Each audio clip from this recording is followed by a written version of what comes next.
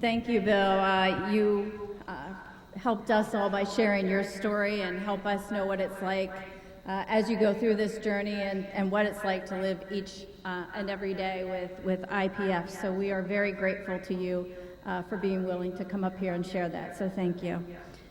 I also want to thank you, Nate, and thank Boehringer Ingelheim for your support in making this happen here today. So thank you very much. So now it's my pleasure to introduce you to our next plenary speaker, who will cover the emotional toll of living with chronic lung disease.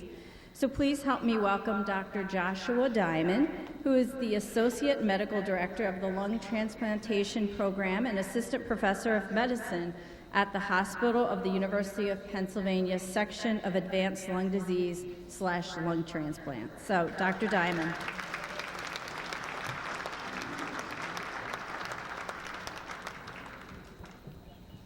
Thank you very much. I want to thank everybody for the invitation to come speak today.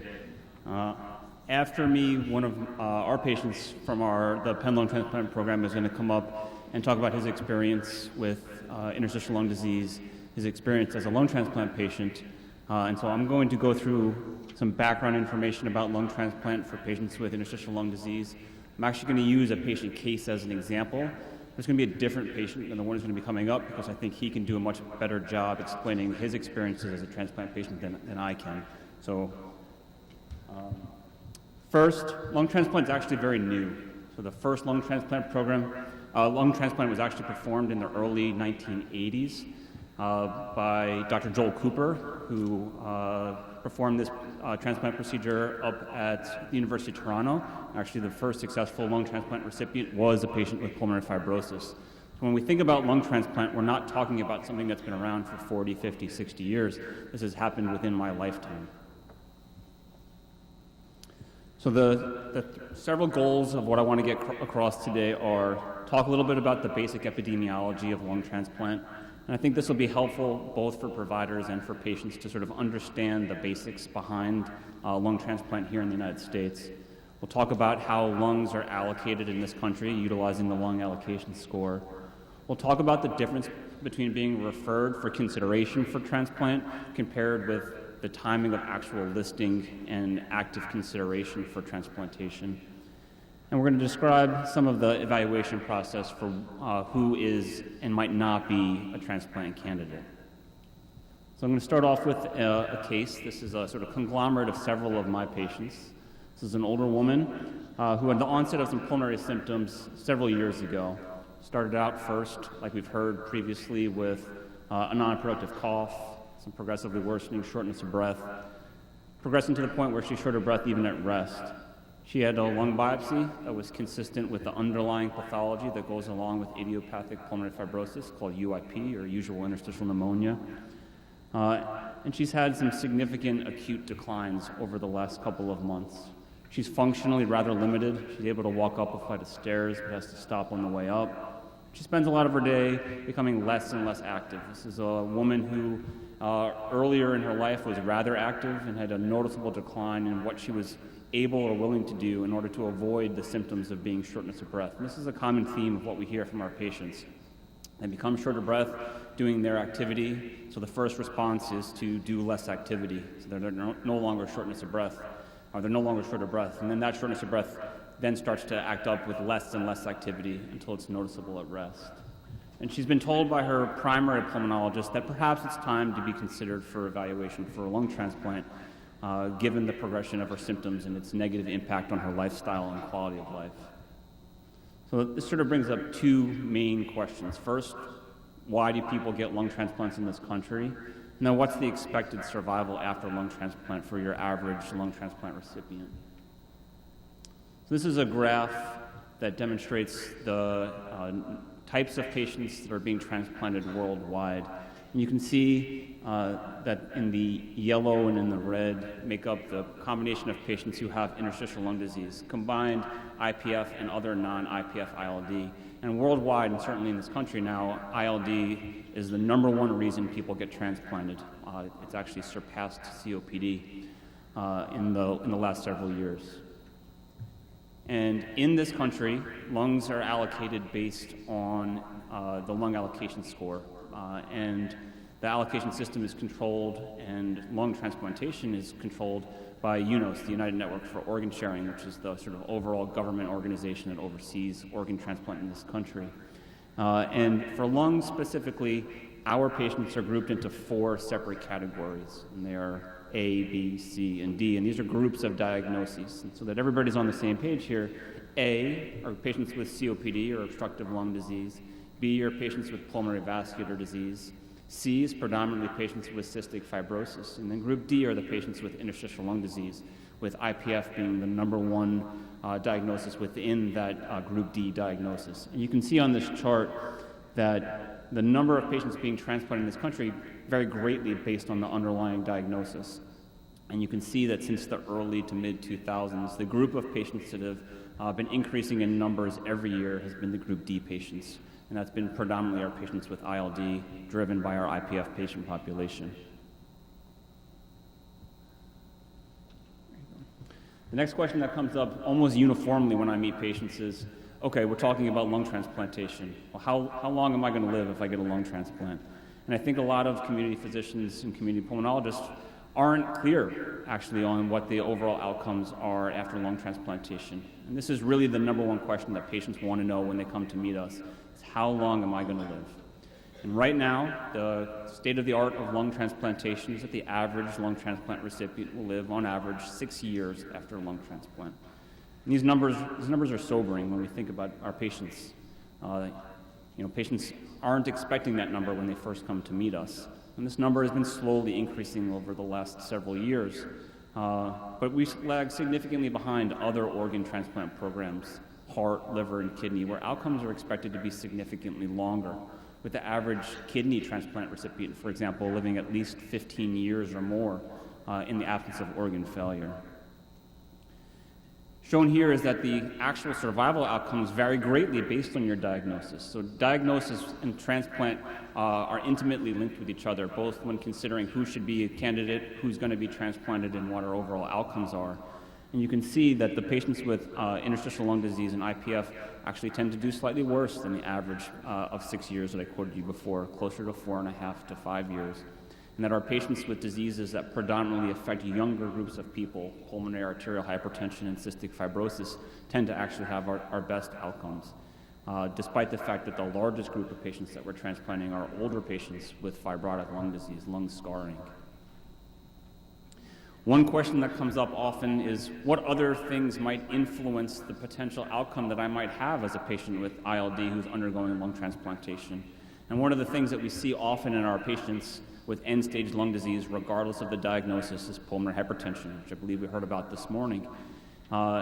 Patients with pulmonary hypertension and IPF tend to be significantly sicker prior to transplant than patients with one of those diagnoses alone.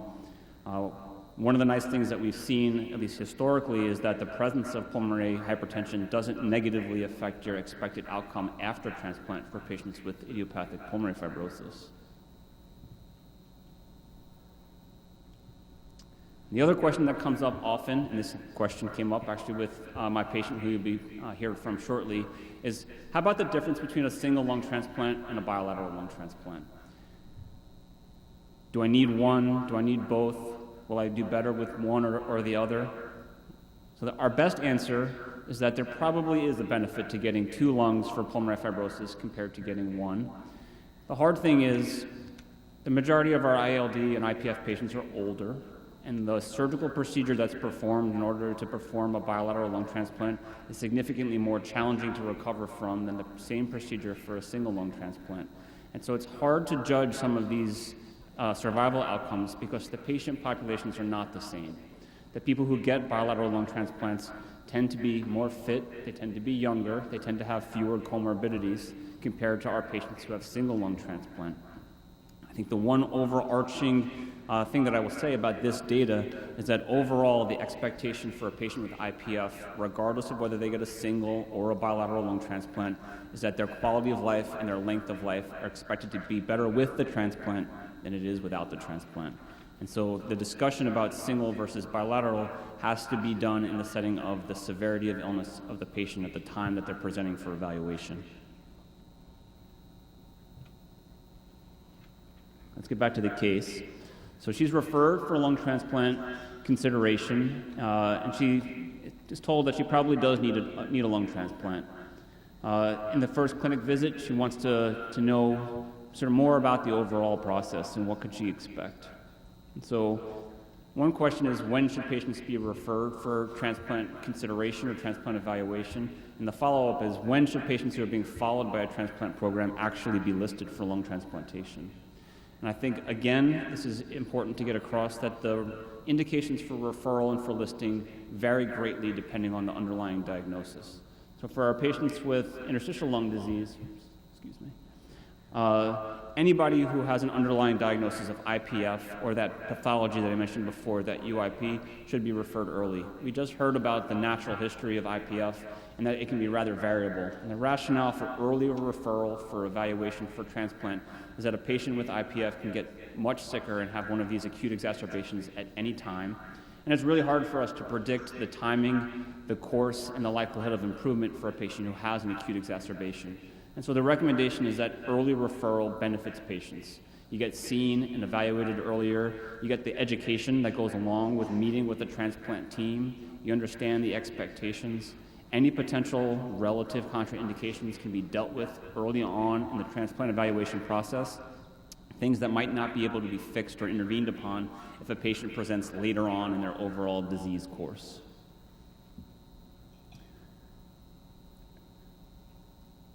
So our patient has a 6-liter oxygen requirement. She has a pretty severely impaired functional capacity as well as a forced vital capacity. Her spirometry is abnormal. She reports dyspnea with even mild activity, and she's anxious about the overall process. So is she an appropriate candidate for transplant? So why might we say no to an organ transplant candidate? Why might we say that transplant's not an appropriate option or intervention for them? So a recent history of malignancy, significant extrapulmonary disease, people who have other important organs that are involved either with the same or unrelated disease processes. We're looking for patients who have severe pulmonary disease but are relatively otherwise healthy in terms of their cardiac function, liver function, kidney function. They have a history of non-adherence. They have a lack of social support.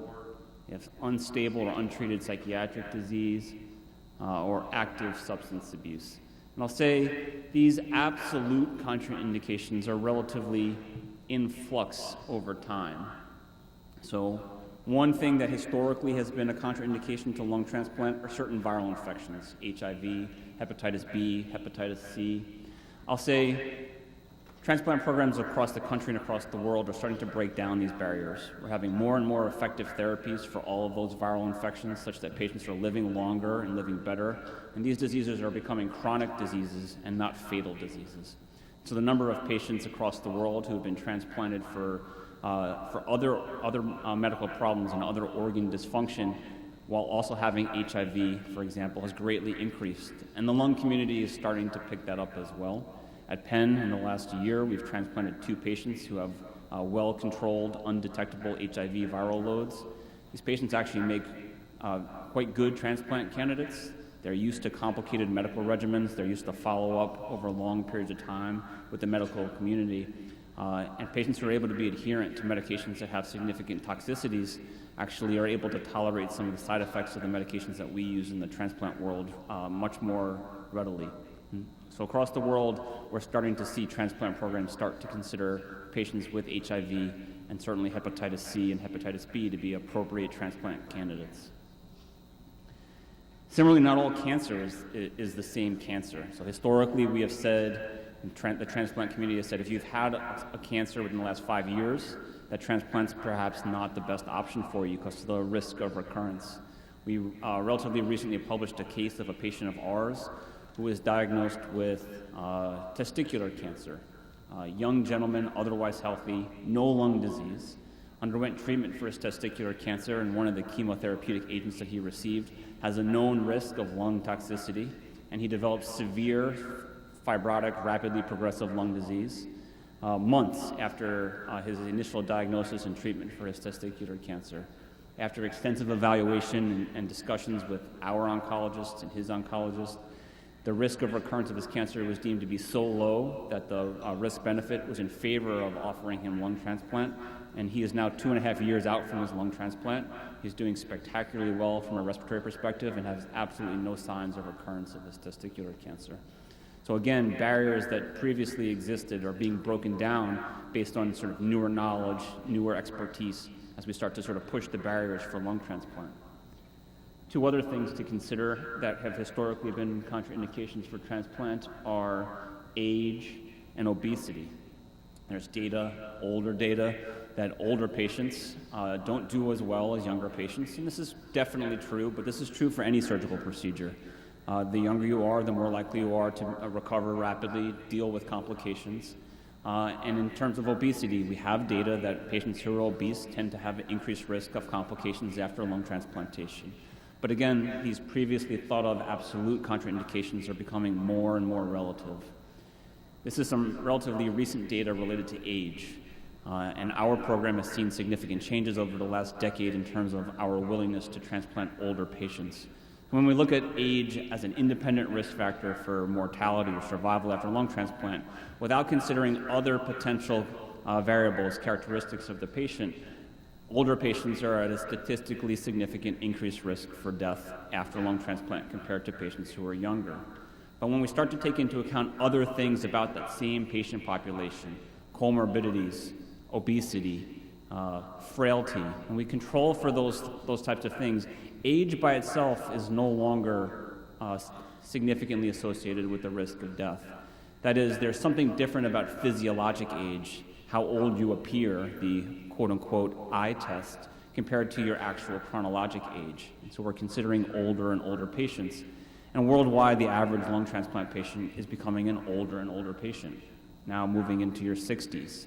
And we're seeing some of the sequelae of that, but survival outcomes aren't necessarily being significantly adversely affected.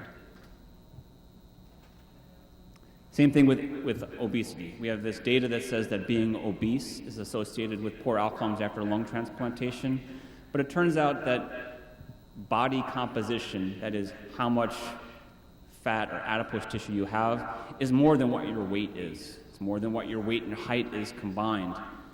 And there are probably better techniques than just looking at somebody's body mass index and assessing whether or not it's associated with poor outcomes after organ transplantation. And there's an expanding body of literature about better ways we can assess overall risk in these patients, aside from simply asking our overweight patients to lose weight. And that sort of leads to, well, where does lung transplantation fit in the larger picture of treating patients with advanced interstitial lung disease, with fibrotic lung disease, with IPF? And it's a small but important part. We need to consider things like medication therapies that are available now that didn't exist 3, 4, 5 years ago, pulmonary rehabilitation, physical rehabilitation to strengthen patients so that they're able to do more from a functional perspective in the presence of their significant lung disease. There's things like symptom control, things we can do to improve people's sensation of shortness of breath to allow them to have more productive and higher quality of life. There's also dealing with the fact that this tends to be a progressive and often fatal disease, and having conversations with patients about how they would want to die from their disease if other options aren't available or if their disease progresses. And it really does take a multidisciplinary team to provide appropriate care to the patient with interstitial lung disease. And I see myself as a transplant physician as a small part of that overall process. And I think that our transplant team actually is able to serve many of these roles for our patients. Patients come to see us and they're in extremis. They have advanced disease, they're short of breath with minimal activity, and they want something that's going to make them feel better, something that's going to potentially make them live longer, but when it really gets down to it, they want their symptoms controlled. And if transplant's not able to provide that for them because of contraindications, then there are other things that we can offer to make sure that we focus on the comfort and quality of the life that our patients have left. So I want to follow up on the patient that I used as my example. So she underwent a lung transplant several years ago. Her lung function is nearly normal. She's functionally doing quite well. Her quality of life is excellent. She's had some occasional complications over the last several years related to the side effects of her medications or immune suppression. But she travels regularly. She actually now lives down in Florida. She comes up to see me every 3 months. She flies up here. She visits with her family. She really enjoys going to Atlantic City. And overall, her quality of life is actually quite good. And seeing me is a minor inconvenience in what's left of her life in terms of quality. So every 3 months, she doesn't mind making the flight up to Philadelphia to come to see us. So in conclusion, ILD, interstitial lung disease, and IPF are the most common reasons people in this country are getting lung transplants. Earlier referral is still recommended so that we can meet patients in advance. We can assess whether or not transplant's a potential option, help patients work through some of the potential complexities. The overall role of lung transplant is small amongst the overall treatment plan for these patients, but it needs to fit in someplace. Contraindications to lung transplant are constantly in flux. And I would encourage the physicians in the audience today to consider referring patients even who might have potential contraindications. Allow us as transplant physicians to make that assessment. We'd love to interface with the community physicians to have discussions about patients in advance. I know sometimes that travel to Philadelphia for some of our patients can be daunting, and so reaching out to us in advance is certainly a welcome option for us to be able to discuss patients. And think of lung transplant as a treatment, though. Lung transplant's not a cure. We're going to hear from my patients soon about some of the complexities of post-transplant care. And when I describe it to patients, it's not as a cure, it's as a potential treatment. This is part of the Penn lung transplant team. It's also constantly changing, so there are people who are missing from this picture, but I really want to thank the lung transplant program for everything that we're able to provide. Thank you very much for the opportunity to talk.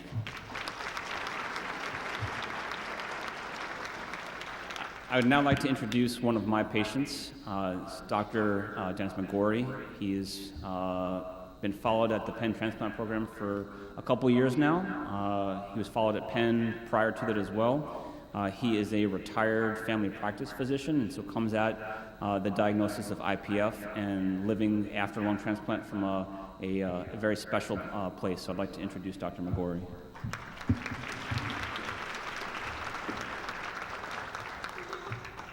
Thank you. Thank you very much.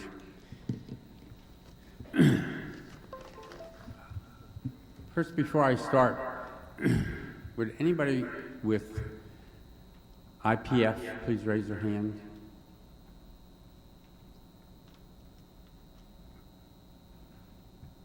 Anybody with IPF who has had a lung transplant? Okay, thank you. Well, it all started with a cough, a nagging cough. First of all, I'd like to thank the Lung Association for having me, and with Dr. Diamond to present my point of view as a physician who's gone through this rare lung disease and lung transplantation. My problem started with a cough back in 2008. Now, as a family physician, I'm very active and running a practice and busy and felt pretty well. I didn't really have anything going on, and I thought I took care of myself pretty well. Never smoked, and I exercised a lot, and I did a lot of biking and so forth. But I started noticing myself with a little bit of a cough. And the cough was non-productive. Didn't really bother me, it just annoyed people who were listening to me. So I didn't think much of it, and so I just let it go. So I made my own self-diagnosis, which you should never do as a physician. I started treating myself. I really didn't give myself any treatment, I just coughed. But the cough was a very minor cough, it was an annoying type of cough. So I let it go until after 2 years, my wife said, "Don't you think you should have somebody take a look at this cough?" I said, "Well, I guess so." I did one of the dumbest things you could do. I spoke to my friend, who's a pulmonologist, at a party for some advice. Well, it's not the smartest thing to do. He's a friend of mine, and I told him about my symptoms, and he looked at me, he says, well, you don't look bad, but I'll tell you what you can do. What I'd do is just get a chest x-ray, and then call me, or I'll call you with the results of the chest x-ray, and we'll go from there. That's not a problem. So, back in 2010 now, I went and got a chest x-ray. I got a phone call that night from my friend, the pulmonologist. He said, Denny, I got good news for you. Your chest x-ray is perfectly clear. I said, oh my God, thank you. That's fine. That's great. He said, now, it's because it's a physician-to-physician interaction. He says, now, I'll leave it up to you what you want to do, because you sound fine. Your chest x-ray is perfectly normal. You don't look sick, and you're still as active as you were. Why don't you just get back to me if you want to, and if anything changes, fine. So I actually never went to see him, but just as a phone call and a curbside consult. Bad thing to do. Not a good thing at all. So I basically had a reprieve in my diagnosis for 2 years. And basically I thank God every day that chest x-ray was read as normal. That saved me 2 years of known diagnosis. Because at that time, there was really no medications, there were trials. No significant medications that were making any improvement in the disease. And so I said, okay, I'm going to do my self-diagnosis again. I must have a little asthma, or I don't know, reactive airway disease, whatever. I couldn't run down the list, but I feel fine until I started not to feel fine. As I said, I used to exercise and work out a little bit, and I used to go to the gym in the mornings and ride a stationary bicycle in a class. And the strangest thing is starting to happen. When you're in these classes, people are right next to you, you get to know them pretty well. And I realized one day that the fellow who was riding his bicycle next to me, he's talking and talking, as we usually do. But I realized I couldn't answer him. I couldn't talk back to him at high speeds, as we're pushing the bicycle. And I said, this is new. I mean, we used to talk and have conversations. I could not get enough air to talk. I said, well, that's another old age. I guess I'm just getting older and older. And I was getting dumber and dumber along with it. So life went on, and I assumed that the bicycle was just a fluke. It just happens in the morning. I'd be fine otherwise, until the stairs. The steps were the turning point.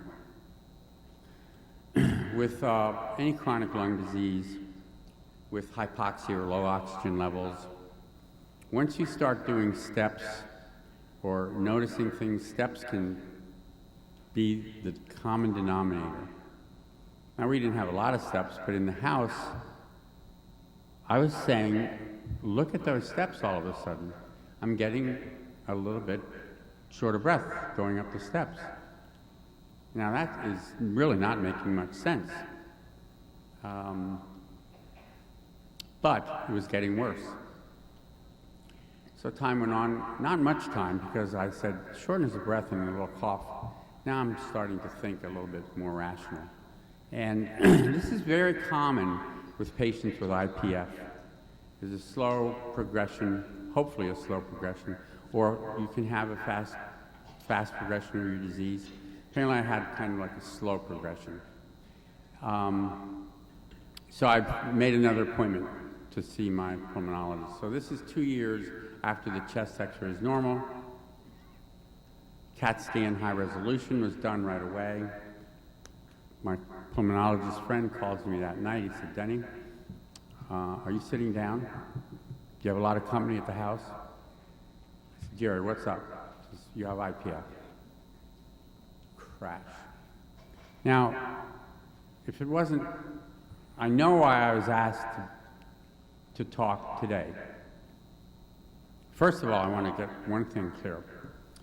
The American Lung Association has labeled me as a hero. I am not a hero. The hero speaker. Please change that. The heroes in my life are my wife, my family, my support group, the physicians who took care of me. We'll get through that one. So, my pulmonologist says, you have IPF. And right away, I knew exactly what they were talking about. Now, I didn't take care of IPF patients. They always were with pulmonologists. And in my lifetime of 40 years of practice as family doctor, I saw very few IPF patients. I think 3 of documented IPF. It was interstitial lung disease, but again, they weren't coming to me anymore. They would see me for maybe supportive role or something like that, but they all had their specialists. But I knew enough about IPF that it was a terminal illness at the time. They threw bantered about 3 to 5 years life expectancy. Medication's not really there at the present time, doing anything. Lung transplant possibility, lung transplant may be your only way. And all these things are going through my mind within 30 seconds. So I went from having maybe a benign condition, reactive airway disease, to a terminal illness. It was life-changing, life-shattering. So I tried to go over this, how to express that feeling, and I can't. I wanted to talk to you about how I felt that, but I don't have the words, or I can't get that expression out, other than it was just horrible. They say ignorance is bliss. Unfortunately, I wasn't ignorant enough. I knew too much about the problem. So immediately, my friend, the pulmonologist in Allentown, referred me down to Penn. I met Dr. Kreider, who was pulmonary fibrosis, and I started seeing her. Now, at this time, I'm 68 years old, and the diagnosis was made, and I was starting to get worse, not needing oxygen yet. But Dr. Kreider was very good, very open with me. She said, we're going to start you with, work you up. I highly recommend a workup for the lung transplant. And it hit me while I'm sitting there talking to her, lung transplant. I knew it was coming. But all of a sudden now the reality is really here. The workup is a significant long workup, and it's very detailed, and it requires a lot, as some of you people know. And I said, Doctor, I'm 68 years old. He said, I know that. And he says, and I said, I thought your cutoff was 70 years old. And she was very kind. She said, it is right now 70 years old, but there's things in the works that we may change that criteria and go with other criteria that Dr. Diamond talked about. Other problems. Do you have any other significant illnesses? The bottom line was get screened for the lung transplant. Then you'll be listed if you are approved. Well, fortunately, I had all the screenings, including a cardiac catheterization, CAT scans, MRIs, swallowing studies, everything you can imagine to be evaluated. And fortunately, I was okay, except for the age and the age differences. So in the meantime, I don't want to belabor this. They changed the age from 68 to, they made it much more liberal, and they considered other factors. So basically, I was told I could be put on a list if I got bad, when I got bad enough. Not if I got bad enough, when I got bad enough. And within the year, I was requiring much more assistance with what I was doing. I cut down my practice dramatically, then I had to quit the practice. And everything was getting harder. My dyspnea, my shortness of breath was much more frequent. My pulse ox was dropping. I was following the course of end-stage lung disease. I was then put on the list. And so now I'm going to take you back a year and a half ago when I was put on the list.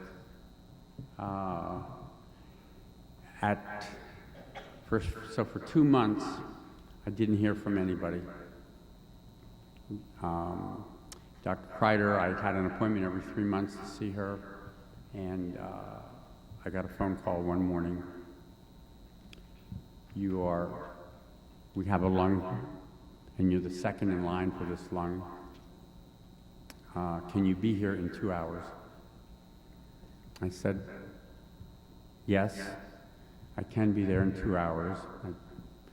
My wife was awakened with the phone call. She had bags packed and things like that before. And we made it down to Philadelphia in no time. There at 5 o'clock in the morning. And I was number 2 on the list. They called in 2 people. One was a young girl. I have to tell this story. I don't know if I'm going to make it through this story. There's a young lady who was 46, 47 years old, and she also arrived at Penn. If you've ever been to Penn, go to the main desk. It was dark. There's only one person working around, the janitor, moving things around, and this lady suddenly pops out of nowhere, and she asks who I am, and tell him, she says, "Oh, that's right, we expect you. You go in the other room, but don't, there's another lady in there, but I wouldn't, she's got her problems too." Well, the other lady was the first one. She was the first candidate. She was ahead of me. She had a history of a lung problem which needed a lung transplant. The diagnosis, I don't want to say what it exactly was, but she had pulmonary failure, lung failure, and she was on massive doses of steroids. I learned this later. And so we were both admitted to the hospital. The lung was being prepared to get right to the heart of it. I found out through my son that she's 46 or something like that, 3 children, has a chronic lung problem, and she's here for the lung transplant in front of me. Took about 12 hours to get the lung because it came in from Chicago. So in that time, you're not supposed to have any contact with the other patient. You don't want to get to know the other patient very well, because you just don't. It's not thought of as a good idea. So probably midnight, we were taken down into the surgical suites. Myself and the other, I'm going to call her Marie. And Marie was taken down. Her husband's with her, and my family's with me. And we're all alone in this huge surgical suite. And there's one nurse working, it's nighttime, the night shift, and she's going off duty. And she's getting dressed, and she's putting her jacket on, her coat on, and she says, I really can't tell you anything. I can't divulge any information. And then with that, she went like this to me. And I just was in a litter, and I wasn't sure what that meant. I assumed it meant that I was the one who's going to get the lung. but I didn't know. Shortly after that, the anesthesiologist comes to me and introduces himself. Says, I'd like you to sign some papers. It's just a formality. And I said, what happened to the other patient? Unfortunately, her body cavity could not take the lung. The lung was too large. So she got bumped. But the lung's gonna fit me. Now, at that point, when I saw her wheeled away by her husband, you cannot imagine the despair that I felt. Excuse me. There's a young lady being wheeled away. Prime of her life should be, and a family. And they're going to take me instead because I have a bigger chest. Life definitely is not fair. Get through that. So the surgeon comes out and he says, talks to me. He says, I heard you're having a problem. I said, yeah, this isn't right. He says, it's not in our hands. We can't control this at all. And that's the way the cookie crumbles, whatever. So he said, if you sign this, we'll go right ahead and get moving along. I signed it. And the next thing, I woke up 5 days later in intensive care. Fortunately, Marie, I met her later on, and 10 days after that fateful night, she had a lung transplant. And I said, thank God. It's such a relief. But I went through the transplant, and fortunately I did pretty well. I was discharged probably in about 10 days, and we went to the Penn has a halfway house where you have to go, and then you go back and forth for rehabilitation, and then you go home after 3 weeks, 4 weeks, however well you're doing. And again, if you think, if I was starting to feel sorry for myself at the rehab house, I really got slapped in the face. If you really want to see sick people, people have stories there that are just unimaginable. I'm not going to go into any detail, but if you start feeling sorry for yourself, I'd highly recommend going to get involved in some type of stay-over house or halfway house or something like that, where you see people who have been suffering for years only to have complications with their surgery or whatever, and still fighting it out, and both losing time from their family, money, getting weaker and weaker every day, but still hanging in there. So there's just two things I want to say before I pack it in. I'm extremely fortunate for the transplant.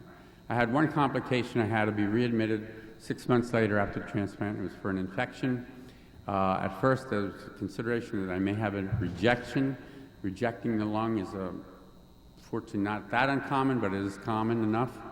So I spent 7 days in the hospital, and I was sent home okay, and I got stronger and stronger, and here I am today.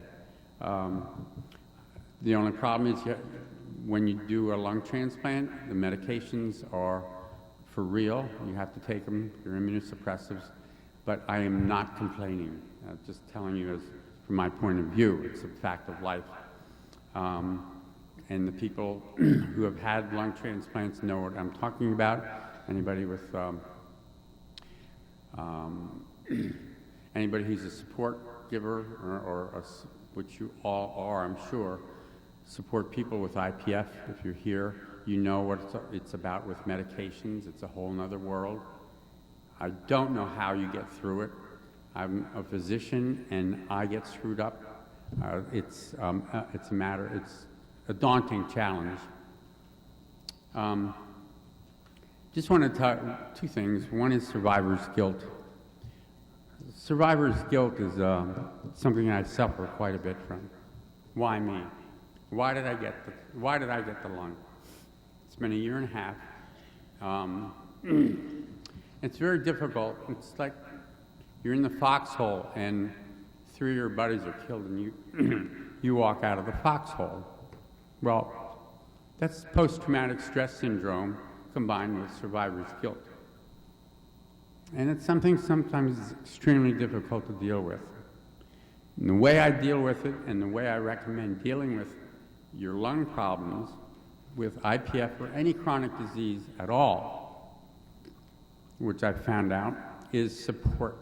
Get support groups, talk to people. You need input from other people.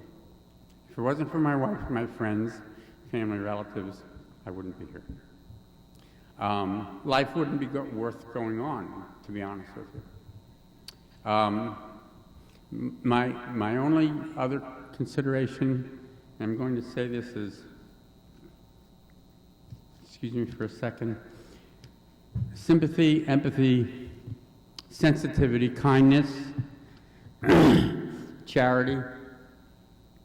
This is the definition in the dictionary for compassion. All those words sum up compassion. Compassion is the most important thing I've learned. If I had a time machine and I went back 40 years, knowing what I do now, what would I do different? As a family physician, what would I do different? Knowing that going through an illness that is chronic, terminal, rare, but it doesn't have to be pulmonary fibrosis. It could be lung cancer. It can be any kind of illness that people are struggling with. So in 40 years, after my experience, I shook my head and said, I wasn't a very good doctor. I didn't really have enough compassion. Or you say, well, don't talk so stupid. You were busy. You had to go through the charts. You're running an hour behind. You don't have time to hold hands. You don't have to hold hands. Trust me. If you know somebody who's got a problem, medical problem or psychological problem, make sure that you pay attention to them. Make sure you have compassion for them. It makes all the difference in the world. Okay, if you're still awake, thank you.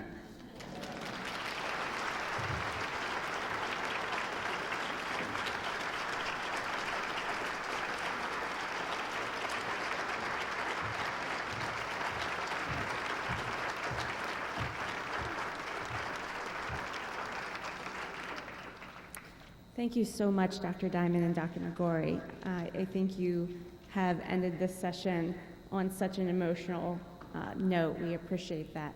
Dr. Diamond and Dr. McGorry are here. If you would like to ask them a couple questions, we'll be taking just a small break as we head now to the Q&A panel for patients and healthcare professionals. You're free to move on to your next breakout session. Thank you so much.